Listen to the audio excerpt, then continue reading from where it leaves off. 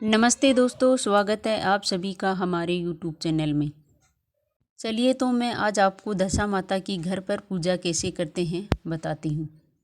यह पूजा चैत्र मास के कृष्ण पक्ष की दशमी को की जाती है। दशा माता की पूजा घर की दशा या घर की सुख शांति के लिए की जाती है।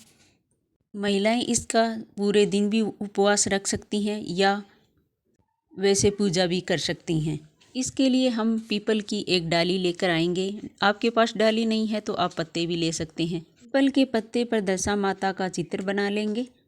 आपके पास दशा माता की फ़ोटो है तो आप वो भी ले सकते हैं। तो सबसे पहले हम पाटा या चौकी ले लेंगे। उसके ऊपर हम लाल रंग का वस्त्र बिछा लेंगे।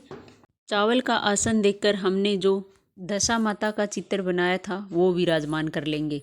उसी के साइड में हम चावल का आसन देखकर गणेश जी विराजमान कर लेंगे।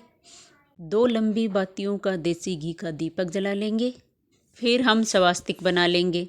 आप दीवार पर भी बना सकते हैं। दीवार खराब हो इसके डर से हम दीवार पर नहीं बना सकते हैं तो आप पेज पर भी बना सकते हैं। फिर हम टिक्कियाँ लगाएंगे। आप डेली पूजा कर रहे हैं तो आप डेली एक टिक्कियाँ लगा सकते हैं और आप एक दिन ही पूजा कर रहे हैं तो 10-10 टिक्कियाँ लगाएंगे।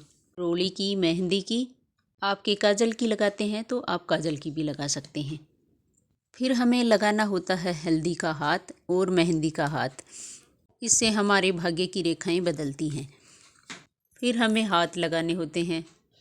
फिर हमें हल्दी और रोली के हाथ के छापे लगाने होते हैं। ये हमारे भाग्य की दशा को दर्शाते हैं। दशा माता को पीपल के पत्ते अति प्रिय होते हैं तो हमें दशा माता के लिए 5 पीपल के पत्ते भी लेने होते हैं। वो भी मैंने समर्पित कर दिए हैं। फिर हम शुद्ध जल का लोटा ले लेंगे। फिर हम सबको फूल समर्पित कर देंगे।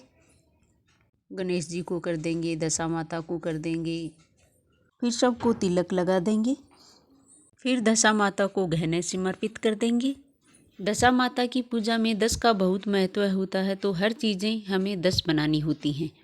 दशा माता के लिए तिजोरी हमें अवश्य बनानी होती है। इस तिजोरी में हमें पिछले साल का डोरा होता है वो रखकर हमें पीपल के नीचे दबाना होता है। फिर हमें डोरा बनाना होता है तो आप कच्चे सूत से भी बना सकते हैं या कलावा से भी बना सकते हैं। इसमें 10 ही धागे होने चाहिए और 10 ही गांठ होनी चाहिए। कम या ज़्यादा नहीं होनी चाहिए। 10 का ही दशा माता में ज़्यादा महत्व होता है। इसमें मैंने 10 गांठ लगा दी हैं। 10 गांठ लगाने के बाद हमें इसे हल्दी में रंगना होता है तो मैंने हल्दी में भी रंग लिया है। फिर हमें यह गले में पहनना होता है। गले में पहन सकते हो या आप इसे संभाल कर भी रख सकते हैं।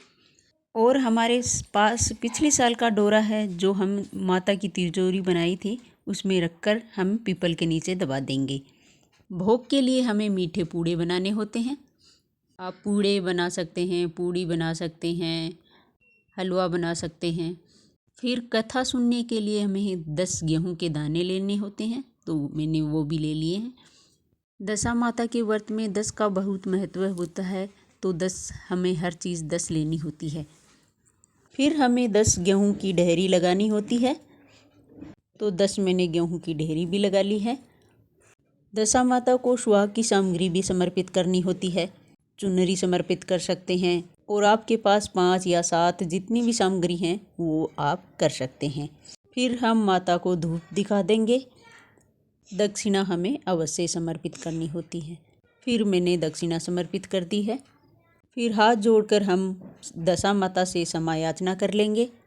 जो भी पूजा में कमी रही है उसके लिए हमें माफ़ करना और हमारे घर में सुख शांति समृद्धि बनी रहे।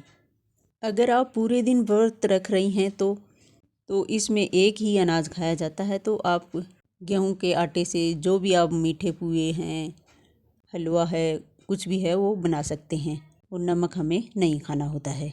दशा माता की घर पर ये छोटी सी सरल सी पूजा विधि आपको कैसी लगी कमेंट करके ज़रूर बताना। वीडियो अच्छा लगे तो वीडियो को लाइक, चैनल को सब्सक्राइब ज़रूर करें।